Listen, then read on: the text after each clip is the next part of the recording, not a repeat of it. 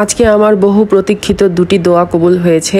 আজকে এটা নিয়েই তোমাদের সাথে আলোচনা করব, আর একদম ভিডিওর শেষে থাকবে আজকে আমি কতটুকু ইবাদত করতে পেরেছি। পুরো ভিডিও দেখতে সাথে থেকো। তাহলে চলো শুরু করা যাক। তো আসসালামু আলাইকুম, আমি মায়া। বাই প্রফেশন আমি একজন ডক্টর, কিন্তু একজন শখের ইউটিউবার বলতে পারো আমাকে।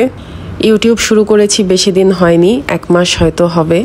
কেন ইউটিউব শুরু করলাম সেটা যদি আমাকে তোমরা জিজ্ঞেস করো তাহলে আমি বলবো আমার লাইফে যে আমি চেঞ্জ নিয়ে আসতেছি, একটা পরিবর্তন আসছে আমার জীবনে। আস্তে আস্তে করে একটু একটু করে আমি একটা সত্যের পথে চলা শুরু করছি। আমার লাগামহীন জীবনটাকে একটা লাগাম দেওয়ার চেষ্টা করছি।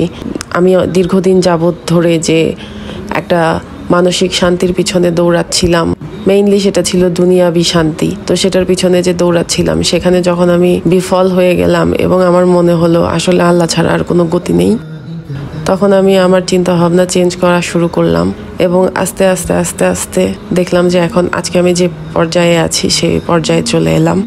তো মেইনলি এই লাইফটা ডকুমেন্ট করার জন্যই আমার এই ইউটিউব চ্যানেল খোলা, যেটা হবে আমার সোশ্যাল মিডিয়া থেকে একদম দূরে।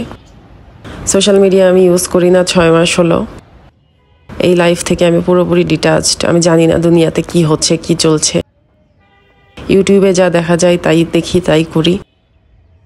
তো যাই হোক, তোমাদেরকে আমি একটু বললাম কেন আমার ইউটিউব খোলা আর এখানে আমি কি ধরনের ভিডিও শেয়ার করি। আপাতত আমি এই যে আমার লাইফের যে একটা পরিবর্তন আসছে সেটার সাথে যে একটা ছোট ছোট সূক্ষ্ম সূক্ষ্ম জিনিসগুলো আমি প্রতিনিয়ত নিজের ব্যাপারে পরিবর্তন করার চেষ্টা করছি, নিজেকে ইমপ্রুভ করার চেষ্টা করছি। একদম শুরু থেকে শুরু করেছি। একদমই বেসিক নলেজ আমার একদম ধারণা নাই বললেই চলে। একদম নিজেকে নতুন করে গড়ার একটা ইচ্ছা আছে আমার। তো সেই ইচ্ছা থেকে যতটুকু পারা যায় ততটুকু করার একটা চেষ্টা আমি করে যাচ্ছি। যেমন রমজানের রোজা রাখার পরে ঈদ আসে, তো ঈদের পরে আবার আমরা যে যার মতো আবার রোজার সময়টাতে হয়তো বা আমাদের মানুষের জীবনে কিছুটা বরকত আসে বা আমরা একটু হেদায়েত প্রাপ্ত হই, কিন্তু দেখা যায় ঈদের পরে আবার আমরা যেই সেই হয়ে যাই। তো আমার মনে হয়েছে যে রোজার সময়টাতে আমি মেন্টাল পিস বেশি পেয়েছিলাম। তো আমার পরবর্তীতে ঈদের পরে আবার মনে হলো সেই রোজার সময়ের মতো অবস্থাতে যদি আমি ফেরত যেতে পাই তাহলে আমি যে মেন্টাল পিসের একটা খোঁজ করছিলাম এই দুনিয়ার জিনিসপত্রের পিছনে ছুটে ছুটে, সেই জিনিসটা হয়তো বা আমি পাবো। তো এরপর থেকে খোঁজা শুরু করলাম যে কিভাবে নিজেকে পরিবর্তন করা যায়, কিভাবে আল্লাহকে ডাকা যায় আরও বেশি করে, কিভাবে আল্লাহর ইবাদত করা যায়। তো আসলে আল্লাহ তার বান্দাকে কখনোই ফেলে দেন না। যখনই আল্লাহর কাছে তার বান্দা ফেরত আসতে চায়, আল্লাহ বলেন কেউ যদি আমার দিকে হেঁটে আসে তাহলে আমি তার দিকে দৌড়ায় যাই। এই জন্য আমি চেষ্টা করছি আমার পক্ষে যতটুকু করা সম্ভব হয়। গত 1 মাসের চেষ্টায় আমি দেখেছি আমি অনেকটা ইমপ্রুভ, আমার নিজের মেন্টাল কন্ডিশন বলো, আমার সিচুয়েশন বলো। আর আজকের টপিকটা ছিল যে দোয়া কবুলের গল্প। আলহামদুলিল্লাহ আমার তোমাদের সাথে 2টা দোয়া কবুলের গল্প শেয়ার করব। সেটা হচ্ছে একটা অনেক বড় একটা দোয়া যেটা আমি গত 6-8 মাস ধরে করার চেষ্টা, 8 মাস ধরে আমি একটা জিনিস আল্লাহর কাছ থেকে চাচ্ছিলাম। আর আমি ইস্তেগফার আগেও পড়তাম, কিন্তু মাঝখানে হয়তো ছেড়ে দিয়েছিলাম, নিয়মিত পড়তাম না। আর বেশ কিছুদিন যাবত 1 মাস 1.5 মাসের মতো হবে আমি ইস্তেগফারটা আরও নিয়মিত পড়ার চেষ্টা করছি। মাঝে মাঝে কম হয়, মাঝে মাঝে বেশি হয়। তো আমি শুনেছি ইস্তেগফারে দোয়া কবুল হয়, তো আমার এটা দৃঢ় বিশ্বাস বলতে পারো। আর এতদিন পরে আমার একটা দোয়া কবুল হয়েছে, আলহামদুলিল্লাহ আলহামদুলিল্লাহ আলহামদুলিল্লাহ। এটা অনেক বেশি পার্সোনাল, তাই আমি তোমাদের সাথে ইন ডিটেলস শেয়ার করতে পারবো না, কিন্তু এটুকু বলতে পারি যে এই দোয়াটা আগে কবুল হয়নি আর এখন এটা কবুল হলো। তাও আবার এই জিলহজ মাসের এই 10 দিনের সময়টাতে, যেই সময়টাতে আল্লাহর বরকত অনেক বেশি, এই সময়টাতে আমার আজকে এত ভালো লেগেছে নিউজটা পেয়ে, কি বলবো। 2 রাকাত নফল নামাজও পড়েছি, আল্লাহর কাছে শুকরিয়া আদায় করেছি, আল্লাহর কাছে অনেক অনেক অনেক অনেক আলহামদুলিল্লাহ পড়েছি।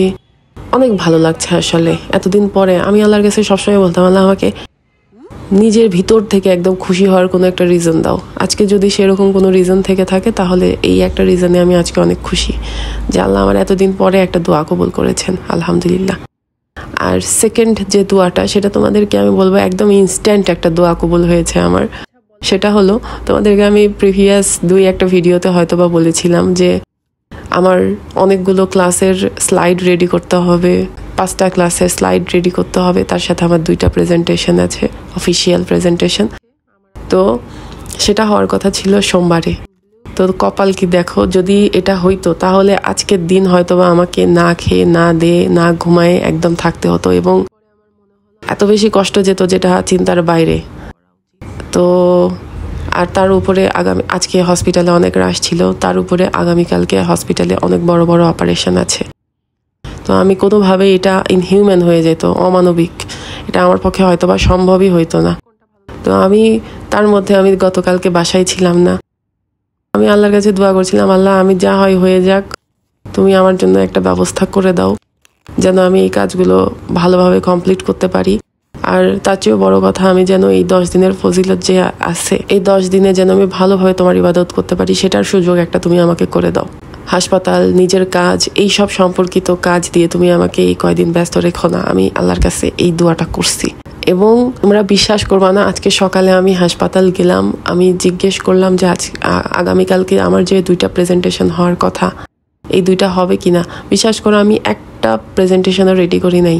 আমি কিভাবে করতাম আমি জানি না, আল্লাহর উপরে ছেড়ে দিয়েছিলাম। আমার মনে হচ্ছিল হয়তোবা আল্লাহ কোনো একটা পথ বের করে দিবে। এখানে হসপিটালে যাওয়ার পরে আমি জানতে পারলাম, জিজ্ঞেস করার পরে আমি জানতে পারলাম যে না, প্রেজেন্টেশনটা আগামীকালকে হবে না। আমি এত খুশি হয়েছি, মানে আমি চিন্তাও করতে পারি না কিভাবে এটা সম্ভব হলো, যেটা আগামীকালকেই হওয়ার কথা এবং এটা নড়চড় হয় না, সেটা কিভাবে চেঞ্জ হয়ে চলে গেল বুধবারে। তো এখন সেটা শোনার পরে আমার এত ভালো লেগেছে, মানে এত খুশি। দেখো আজকে একদিনে আমার জীবনে এরকম 2টা একদম মিরাকেল বলতে পারো। যাক, আলহামদুলিল্লাহ, ভালো লাগছে। কোনো একটা কারণে হয়তো বা আল্লাহ আমার দোয়া কবুল করেছেন। মানে আমি মনে মনে ভাবছিলাম যে আল্লাহ তুমি প্লিজ এই জিনিসটা, আমি আল্লাহকে এতবার বললাম, আল্লাহ প্লিজ তুমি দেখো, কিছু একটা করো।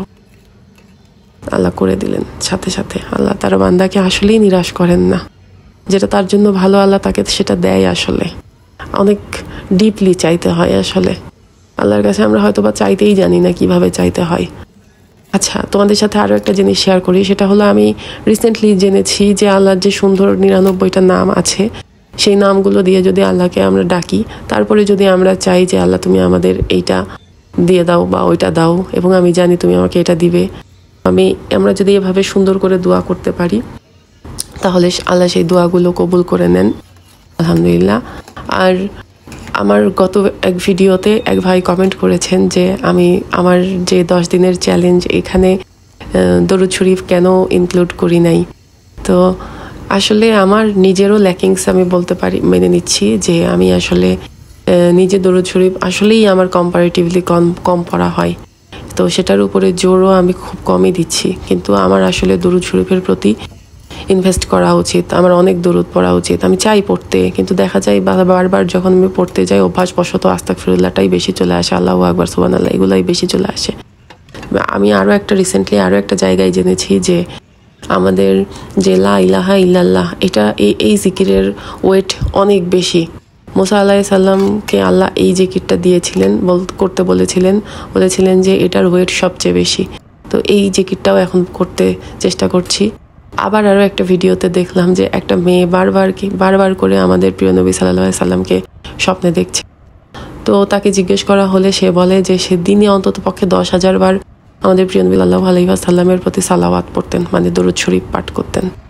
তো সেটা শুনেও আমার অনেক ভালো লেগেছিল। কিন্তু আসলে কেন জানি শুক্রবারে আমি অনেক মনোযোগ দিয়ে দরুদ শরীফ পড়ি, কিন্তু বাকি দিনগুলোতে আসলে দরুদ শরীফ ওভাবে অনেক বেশি করে মনোযোগ দিয়ে পড়া হয়ে ওঠে না। তবে আমার মনে হয় এটা অভ্যাসের ব্যাপার, মনোযোগ দিয়ে আসলে কিছুদিন টানা পড়তে হবে, তারপরে একটা সময় অভ্যাস হয়ে গেলে আস্তে আস্তে আমরা সেটার উপরে কাজ করতে পারবো ইনশাল্লাহ। তো আজকে রোজা ছিলাম আলহামদুলিল্লাহ। আর ইফতারের পরে আবার একটু চা বানিয়ে তারপরে এই বইটা নিয়ে বসলাম, তাফসিরের বইটা, সূরা তওবা থেকে একটু তাফসির পড়বো।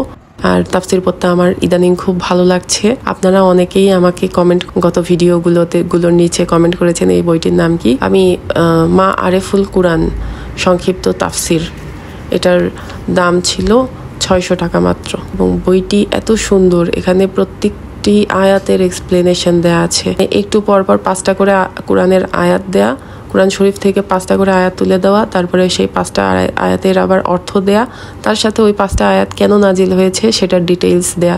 তো আপনাকে আসলে একদম একবারে পুরোটা পড়তে হচ্ছে না, একটু একটু করে পড়বেন আর একটু একটু করে জানতে পারবেন যে হলো কেন এই আয়াতটা নাজিল হইলো। একদম সবকিছু ঘটনা সহ উল্লেখ করা আছে। আজকে এখানে বেশ কয়েকটা সুন্দর স্টোরি পড়েছি আমাদের প্রিয় নবী সাল্লাল্লাহু আলাইহি ওয়াসাল্লামের জীবন সম্পর্কে। আমাদের প্রিয় নবী সাল্লাল্লাহু আলাইহি ওয়াসাল্লামের একজন ঘোরতর শত্রু কিভাবে তার বন্ধুতে পরিণত হয় সেটার একটা স্টোরি পড়লাম এখানে। এই ব্যক্তি আমাদের প্রিয় নবীকে কতল করতে যুদ্ধে তাদের সাথে সাথে আসেন, কিন্তু একটা পর্যায়ে যে মহানবী সাল্লাল্লাহু আলাইহি ওয়াসাল্লামের সাথে তার চোখাচোখি হয় এবং আমাদের নবী সেই ব্যক্তির বুকের উপরে হাত রাখেন এবং আল্লাহর কাছে দোয়া করেন যে এই বান্দার শরীর থেকে শয়তানকে যেন আল্লাহ বের করে নেন। এবং একটু পরে দেখা যায় সেই লোকটি মহানবী সাল্লাল্লাহু আলাইহি ওয়াসাল্লামের দিকে তাকিয়ে বলেন, আপনি আমার সবচেয়ে প্রিয় মানুষ। আলহামদুলিল্লাহ, সুবহানাল্লাহ, কি সুন্দর তাই না? আসলে গল্পের শেষ নেই, স্টোরির শেষ নেই, জানার শেষ নেই।